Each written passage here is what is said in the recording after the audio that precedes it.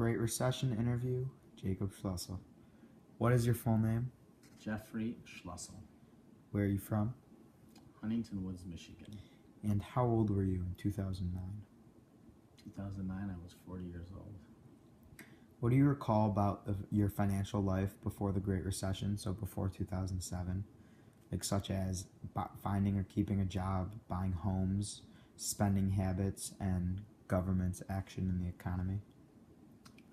Well, luckily, your mother and I had the ability and the good jobs where we could afford things that we wanted. We were trying to save because we had young children and we weren't spending a lot, but we were trying to earn as much and save as much for our kids' education and their future. Did you ever think about the health of the economy before the recession? Yes, we always considered it and budgeted ourselves accordingly based on our income and what we were able to spend in terms of cash that we had at hand and disposable income. So you had no severe economic hardships before 2007? No, we were mindful of what we spent, but we often lived paycheck to paycheck at the time because we were deliberately trying to save money in education accounts, savings accounts for our children's education. So in 2007, how did you discover that the nation was facing an economic situation? I don't think I was aware in 2007. I believe it was more 2008. Started December 2007. Yeah, but I don't think I was really cognizant of it then. I believe I can tell you exactly where I was. I was happened to be in Israel for some work, and I was with a group of very smart people, and we got word that Lehman Brothers, which was an investment bank, had closed up because they ran out of funds. And I think at that point we realized the economy was probably in some significant trouble. You were hearing things prior to that, but that may have been, at least for me, the first time I was aware that we could be heading into a recession. Did you have any economic hardships during the Depression or recession? Yeah, things didn't change a whole lot for myself. However, at work, I'm an attorney and my area of expertise is real estate and finance. And as it turns out, most of our clients were not doing any transactions, nor were banks lending. So it did become a matter of concern for me because I had to reposition myself and what I do at work in order to maintain my clients and keep busy. So I started focusing on workouts where our clients or certain clients were no longer able to pay the banks what they owed under their various loans, and we were negotiating with banks, and I spent a good 2 years to 3 years really focusing on that. We're representing clients against various lenders and trying to renegotiate their financial positions with the lenders. So what response did you and the rest of your family have to the situation? We started to budget even more so. We started to think about what we were spending on.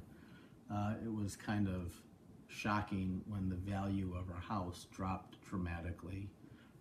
So what's known as our house was underwater, meaning what we could get for it if we had to sell it was less than the amount that we owed to the bank and the money we used to finance the purchase of the house. So that was pretty disconcerting. And it was a very scary time because you just weren't sure where the economy was going, and there weren't many indications or indicators that it was improving until years later. So did you make any decisions that would be different during this time? Yeah, your mother and I discussed savings and really tightening up in terms of what we spent. So we really the money we spent for goods or for things we wanted, we really had to decide if they were wants versus needs. If we needed it, we probably purchased it. If we wanted it, we probably said we should wait till our financial position may have improved. What did you think about my future and my siblings' future during the recession? Well, I think I was pretty aware that hopefully it was not a long-term issue, and you were relatively young at the time, so I wasn't that concerned about your future, quite honestly, in the long term. Even in the short term, you were unaware of what was going on, as you should have been, is not aware. And we tried to make it seem like nothing had changed, because a lot didn't dramatically change for us compared to other people who were losing their homes and losing their jobs. And we luckily we're very fortunate that we only had to just kind of think about our spending habits and nothing more. What did you think about President Bush's response to the recession? I think it was really towards the end of his term, and the beginning of President Obama's term. And I think they both responded properly, where they infused a lot of cash. They bailed out the auto companies, and they probably both of them saved the economy. And whatever recession we had, it probably didn't last as long because of the government's response to it. Today, what do you think is our nation's greatest economic concern? I think there could be an overexuberance as to the stock market. It's higher than it's ever been. It seems like there might be some indications that valuations are overinflated, and we could be having another bubble, which is what preceded the last recession in 2008, 2009. So that is a concern. I think they're going to start raising interest rates to kind of keep the economy stabilized rather than expanding as it has been at the rapid pace. How do you think the Great Recession changed our nation and the rest of the world? I don't think it did, unless politically, perhaps, because so many jobs were lost. People moved to different areas of the country. Jobs probably were exported to other countries, and maybe it has reflected in the latest elections and the change in the political atmosphere in the country. All right, thank you.